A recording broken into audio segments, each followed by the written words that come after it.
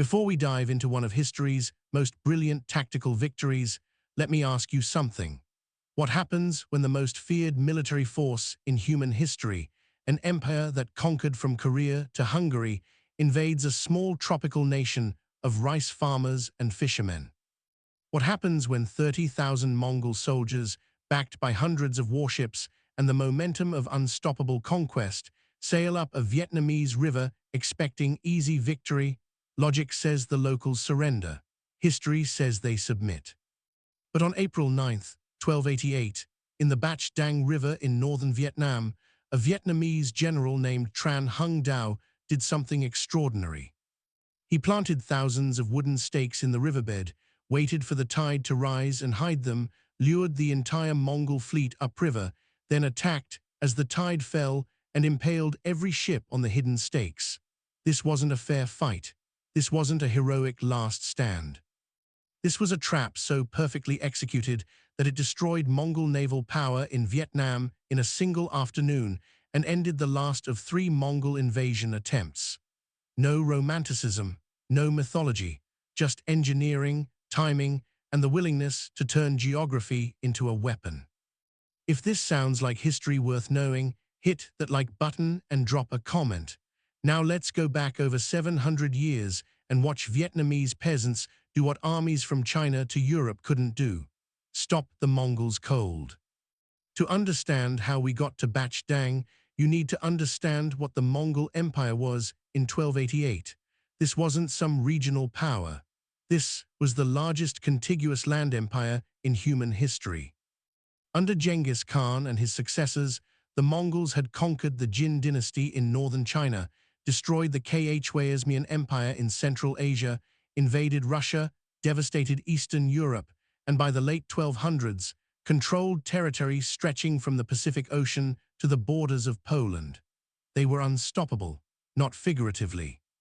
Literally, armies that stood against them were annihilated. Cities that resisted were burned to ash, their populations slaughtered as warnings to others.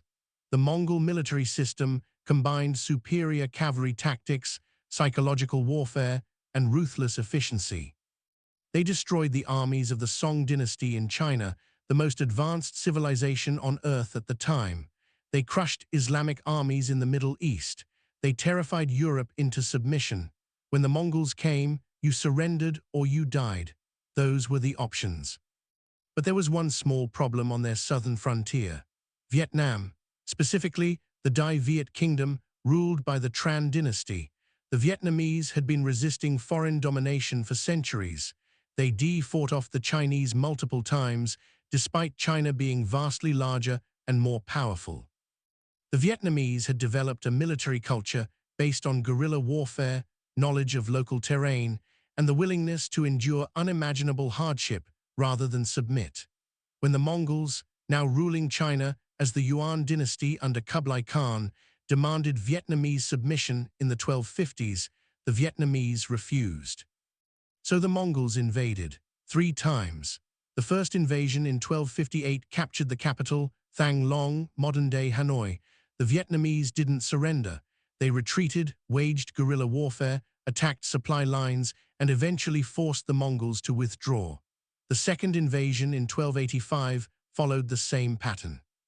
The Mongols conquered territory, occupied cities, and then couldn't hold them because Vietnamese forces constantly harassed their supply lines and avoided pitched battles they couldn't win. By 1287, Kublai Khan was furious. 2 invasions, 2 failures. Vietnam was a tiny kingdom compared to the Yuan Empire. Conquering it should have been trivial, but the Vietnamese refused to play by the rules. They wouldn't mass their armies for decisive battles. They wouldn't defend cities to the death. They just melted into the jungles and rivers, waited for the Mongol supply lines to stretch thin, then attacked and withdrew. It was infuriating and effective. So Kublai Khan ordered a 3rd invasion. This time, larger forces, better logistics, and a combined land and naval assault. The plan was simple. A massive army would invade from the north by land, while a fleet of hundreds of ships would sail down the coast and up Vietnamese rivers, transporting supplies and troops, cutting off Vietnamese retreat routes, and crushing resistance between the two forces. The naval component was crucial. The Mongols had learned from their previous failures that controlling Vietnam's rivers meant controlling its logistics. Vietnamese forces depended on river transport. Cut that off, and you strangle their ability to resist. The Mongol fleet assembled in southern China. Hundreds of ships, both Mongol-built vessels and ships conscripted from conquered Chinese territories. The exact number is debated, but sources suggest between 400 and 600 ships carrying around 30,000 troops, sailors, and support personnel. This wasn't a raiding force. This was an invasion armada. The fleet was commanded by Omar, a Mongol general with experience in naval warfare. His orders were clear: sail down the coast, enter the Bach Dang River, link up with Mongol land forces advancing from the north, and crush the Vietnamese between the two armies. The Bach Dang River was strategically critical. It was one of the primary water routes into northern Vietnam, providing access to Thang Long and the heartland of the Dai Viet Kingdom. Control the river, control the region. The Mongols knew this, so did the Vietnamese. Tran Hung Dao knew this invasion was coming. He was the supreme commander of Vietnamese forces, a prince of the Tran dynasty, and one of the most brilliant military minds in Vietnamese history. Unlike many medieval commanders who came from royal backgrounds and learned warfare as a formality, Tran Hung Dao was a professional. He'd spent decades studying military strategy, training troops, and fighting the Mongols. He'd commanded forces during both previous invasions. He understood Mongol tactics, their strengths, and critically, their weaknesses. And he knew that Vietnamese forces couldn't defeat 30,000 Mongols in a conventional naval battle. The Mongols had more ships, more men, better equipment. Trying to fight them head-on would be suicide. So Tran Hung Dao didn't plan to fight them. He planned to trap them. Here's the genius of the plan. The Bach Dang River is tidal. Twice a day, water from the Gulf of Tonkin flows upriver, raising the water level significantly. Then the tide retreats, and the water level drops. Tran Hung Dao understood that this tidal flow created an opportunity. If he could place obstacles in the riverbed that were hidden at high tide but exposed at low tide, and if he could lure the Mongol fleet upriver during high tide, then attack and force them to retreat during low tide. The falling water would expose the obstacles and destroy the fleet. The obstacles would be wooden stakes. Massive wooden poles, sharpened at the tips, coated in iron for durability, driven deep into the riverbed at strategic locations. At high tide, the stakes would be completely underwater, invisible to ships passing overhead. At low tide, they'd protrude above the water like a forest of spears, ready to impale any ship that tried to pass. The plan was simple in concept. Execution was something else entirely. Building the trap required thousands of stakes. The Vietnamese began preparing months in advance. Entire forests were cut down. Logs were transporting to workshops where they were shaped, sharpened, and tipped with iron. Each stake weighed hundreds of pounds and stood anywhere from 10 to 15 feet tall. They had to be strong enough to pierce a ship's hull and heavy enough to stay planted when tons of wood and cargo slammed into them. Once prepared, the stakes had to be transporting to the Bach Dang River and driven into the riverbed. This had to be done at low tide when the riverbed was exposed, and it had to be done in secret. If Mongol scouts discovered the stakes before the fleet arrived, the entire plan collapsed, so the work happened at night. Crews of Vietnamese peasants and soldiers rode out to designated locations, used hammers and mallets to drive stakes into the mud and riverbed, then withdrew before dawn, night after night, for weeks. Thousands of stakes planted in carefully calculated rows and patterns designed to create kill zones that would trap and destroy ships. The locations were chosen based on detailed knowledge of the river's depth, current, and tidal patterns. The stakes couldn't be too close to shore, or the Mongols would spot them even at high tide. They couldn't be too far apart, or ships could navigate between them. They had to be positioned where the river narrowed, where the current was strongest, where ships would be forced into tight formations and couldn't easily reverse course. Tran Hung Dao personally supervised the placement. He knew that if even one section was poorly positioned, the Mongols could escape. This had to be perfect, and it was. By early 1288, the trap was set. Thousands of wooden stakes hidden beneath the Bach Dang River, waiting. The Mongol fleet arrived in March 1288. They sailed down the Chinese coast without resistance, entered Vietnamese waters, and began moving up the Bach Dang River. Vietnamese scouts watched from the shoreline and reported back to Tran Hung Dao. The fleet was massive, hundreds of ships, supply vessels, troop transports, warships bristling with archers and armed soldiers. The Mongols were confident. They'd done this before. Rivers were highways for invasion forces. Control the water, control the campaign. They sailed upriver at high tide, the water deep and clear, no obstacles visible. From the Mongol perspective, this was routine, just another conquered territory. Just another defeated enemy waiting to submit.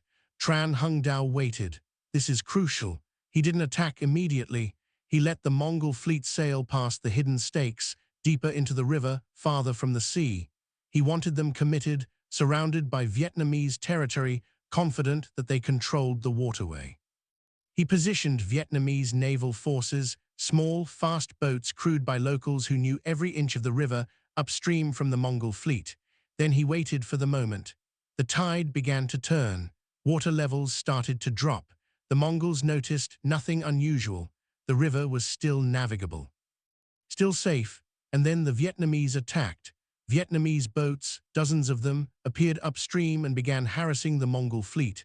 Arrows, small raids, hit-and-run attacks, nothing decisive, nothing that could seriously damage the massive Mongol armada, but enough to be annoying, enough to provoke a response. The Mongol commanders did exactly what Tran Hung Dao expected. They ordered their fleet to advance, to chase down and destroy these irritating Vietnamese boats. The Mongol ships increased speed, rowing upriver, pursuing the Vietnamese forces that kept retreating just out of reach. This was the bait. And the Mongols took it. They chased the Vietnamese boats deeper upriver, away from the sea, into the narrower sections of the river where maneuverability was limited. And all the while, the tide was falling.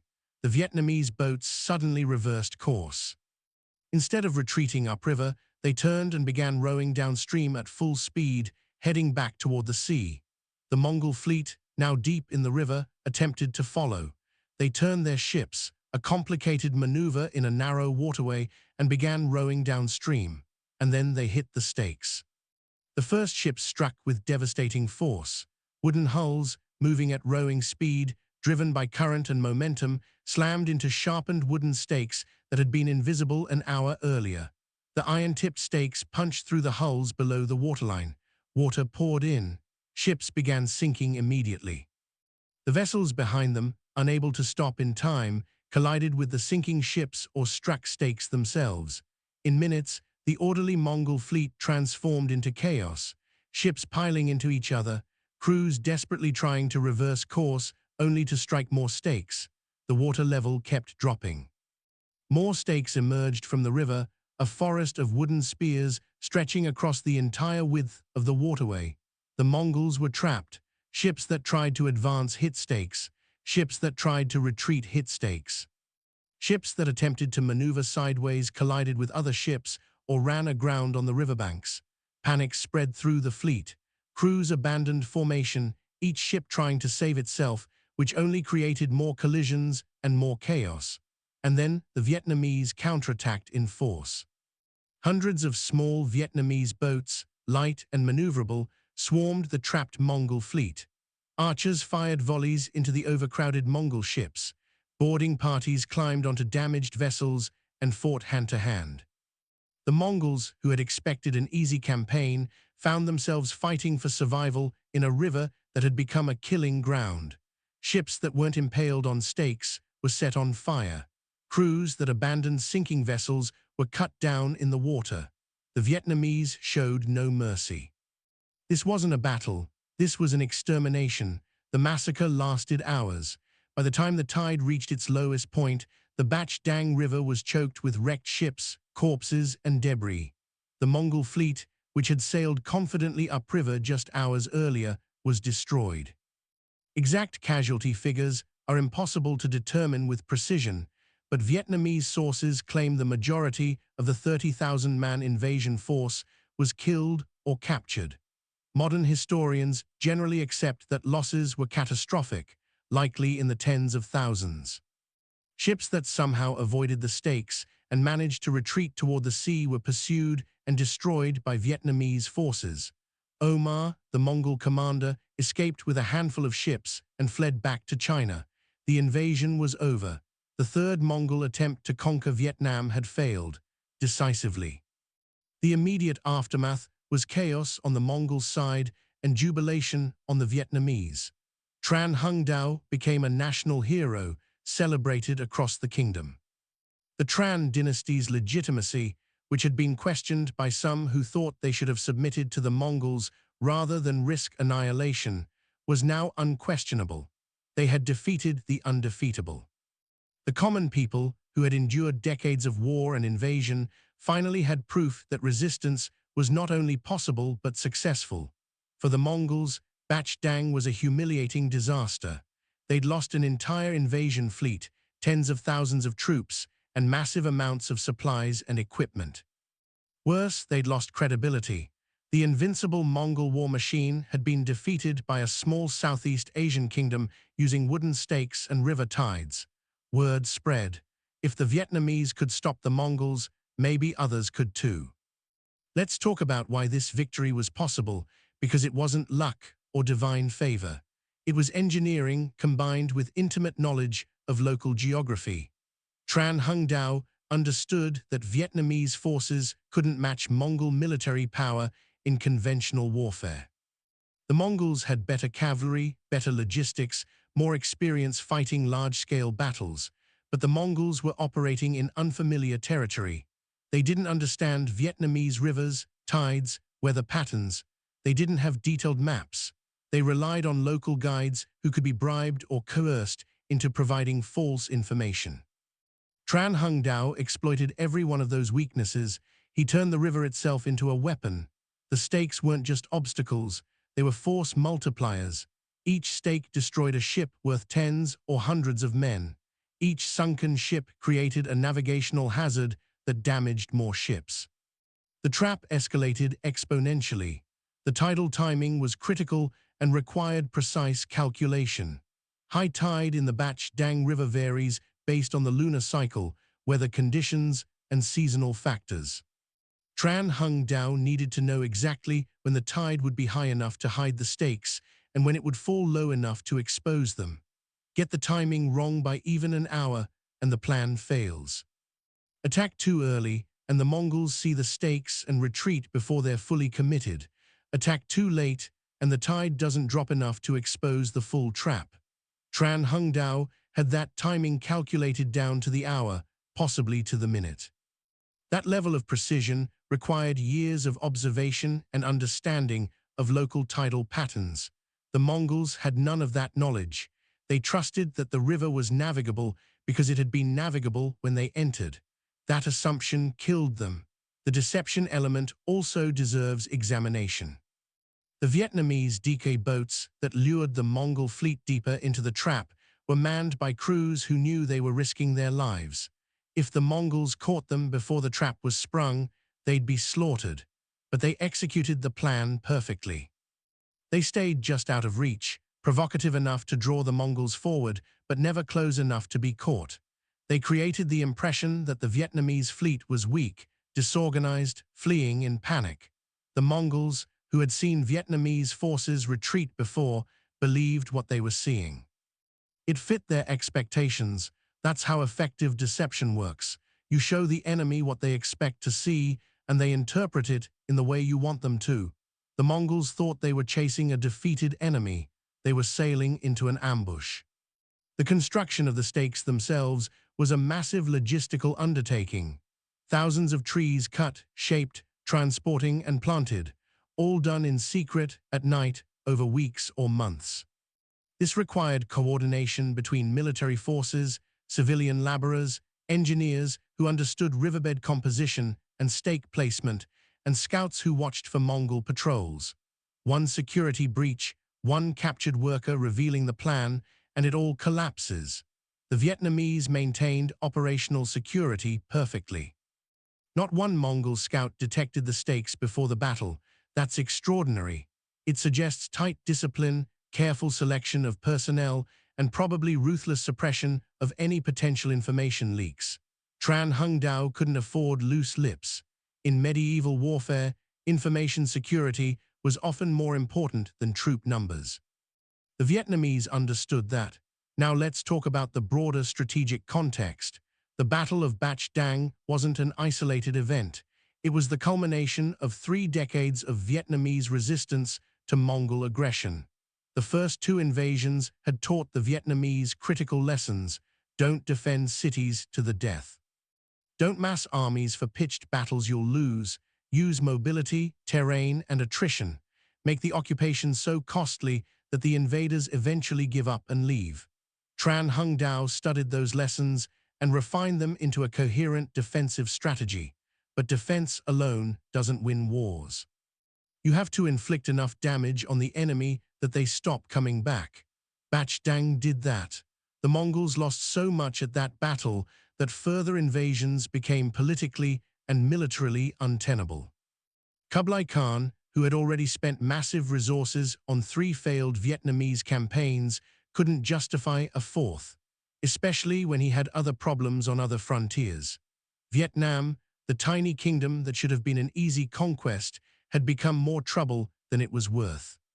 The tactical execution at Bach Dang also reveals sophisticated understanding of naval warfare dynamics. Ancient and medieval naval battles were primarily ramming and boarding actions. Ships tried to punch holes in enemy hulls or get close enough for soldiers to jump aboard and fight hand-to-hand. The Vietnamese inverted that dynamic. Instead of ramming Mongol ships, they let the Mongol ships ram themselves on stationary obstacles. Instead of boarding enemy vessels, they swarmed damaged ships that couldn't maneuver or defend themselves. The wooden stakes did the work that a larger fleet would have done through direct combat. It was asymmetric warfare at its finest. Use the enemy's strength, their numbers and momentum against them. The more ships the Mongols brought, the more ships got trapped and destroyed. Numerical superiority became a liability.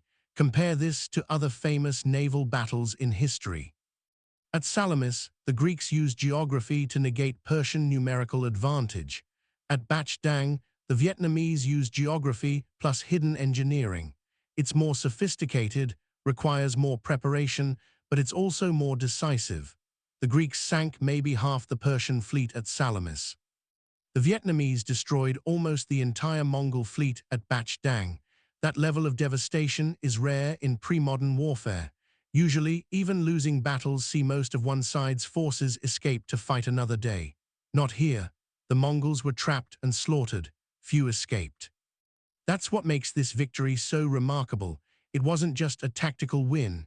It was complete annihilation of an invasion force. The human cost of Bach Dang was staggering. Tens of thousands of Mongol soldiers, sailors, and support personnel died in a single afternoon, most drowned. When a wooden ship with 200 men aboard sinks in the middle of a river, almost nobody survives.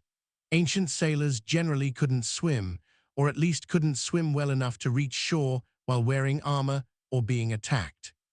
So when the ships went down, their crews went down with them. The river would have been filled with drowning men, debris, blood. The Vietnamese forces killed anyone they caught in the water. This wasn't mercy or chivalry. This was total war. The Vietnamese had endured 3 invasions, seen their cities burned, their people killed. They weren't interested in taking prisoners. They were interested in making sure the Mongols never came back. The aftermath of Bach Dang had ripple effects across Asia. The Mongol Empire, which had seemed unstoppable, had suffered a catastrophic defeat in a marginal theater. Other kingdoms and states noticed. If Vietnam could resist the Mongols, maybe they could too. The psychological impact of Mongol invincibility was broken. This didn't cause the empire to collapse. The Yuan dynasty continued ruling China for decades, but it marked a limit to expansion. The Mongols tried to invade Japan twice and failed both times due to storms and fierce resistance. They tried Vietnam 3 times and failed. By the late 1200s, Mongol expansion had stalled. They reached the limits of what even their military system could conquer. Bach Dang was one of the battles that proved those limits existed. Tran Hung Dao's fate after the battle is worth noting. He remained a powerful figure in Vietnam until his death around 1300. He was celebrated as a national hero, given honors and titles, and his military writings became foundational texts for Vietnamese military strategy. Centuries later, Vietnamese forces fighting the Chinese, the French, and the Americans studied Tran Hung Dao's tactics. The principle of using terrain and asymmetric warfare to defeat larger, more powerful enemies became embedded in Vietnamese military culture. Bach Dang wasn't just a battle, it was a template, a proof of concept that small nations with clever strategy could defeat empires. That lesson resonated through Vietnamese history for 700 years. The Mongol perspective on Bach Dang is less well documented, but what exists suggests humiliation and anger. Omar, the fleet commander who survived, faced consequences when he returned to China. Losing an entire invasion fleet is the kind of failure that gets commanders executed or exiled. The Yuan court blamed him, blamed the troops, blamed Vietnamese treachery, blamed everything except their own strategic miscalculation. They'd assumed that overwhelming force and the reputation of Mongol invincibility would be enough. They were wrong. The Vietnamese didn't care about Mongol reputation. They cared about defending their homeland, and they were willing to do whatever it took. One final element worth examining is the role of common soldiers and civilians in the victory. Tran Hung Dao was the architect, but thousands of unnamed Vietnamese peasants, fishermen, and soldiers executed the plan. The men who cut the trees, shaped the stakes, rode out at night to plant them in the riverbed. The crews who manned the DK boats and lured the Mongols into the trap. The warriors who swarmed the trapped fleet and finished the job. These weren't professional soldiers. Most were farmers and villagers conscripted for defense. They had no formal military training, but they had motivation. The Mongols had invaded their country 3 times, burned their homes, killed their families. At Bach Dang, those peasants and farmers got revenge. They destroyed an empire's fleet using wooden stakes and river tides. That's not just military history. That's a statement about what people can accomplish when defending their homeland against foreign invasion. So what do we take away from Bach Dang? First, geography is a weapon if you know how to use it. Tran Hung Dao didn't have a larger army or better ships. He had a river, tides, and the knowledge to exploit them. Second, preparation beats improvisation. The stakes took months to prepare and position. That investment paid off with the total destruction of an enemy fleet in hours. Third, deception works when it aligns with enemy expectations. The Mongols thought they were chasing a weak enemy. They were sailing into a trap. Fourth, asymmetric warfare allows smaller forces to defeat larger ones. The Vietnamese couldn't match Mongol military power directly, so they changed the rules of engagement. They fought smart instead of fighting big. The Battle of Bach Dang proves that empires aren't invincible. The Mongols had conquered half the known world. They destroyed armies and kingdoms from Korea to Poland. But a small tropical nation with wooden stakes and river tides stopped them cold. Not once, but definitively. After Bach Dang, the Mongols never seriously threatened Vietnam again. One battle, one trap, one afternoon, everything changed. The Mongols learned that some places were too costly to conquer. Vietnam learned that resistance was possible even against overwhelming odds. And history learned that clever engineering and local knowledge can defeat even the most fearsome military machines ever built. If this story taught you something about strategy, about asymmetric warfare, about how small nations can defeat empires, here's what I need. Hit that like button. Drop a comment telling me what you think about Tran Hung Dao's trap or the broader implications of this victory. Subscribe to this channel because we're telling the stories that textbooks skip. The battles that shouldn't have been won. The strategies that defied logic. The moments when clever planning defeated overwhelming force. No fluff, no oversimplification, just history the way it actually happened. Thanks for watching. Now you know how 4,000 Vietnamese peasants crushed 30,000 Mongols using wooden stakes and tidal knowledge, and you know it wasn't a miracle. It was engineering, timing, and the refusal to fight on the enemy's terms. That's not heroism. That's how wars are won when you're outmatched and outnumbered. You change the battlefield, you build the trap, and you watch your enemy destroy themselves.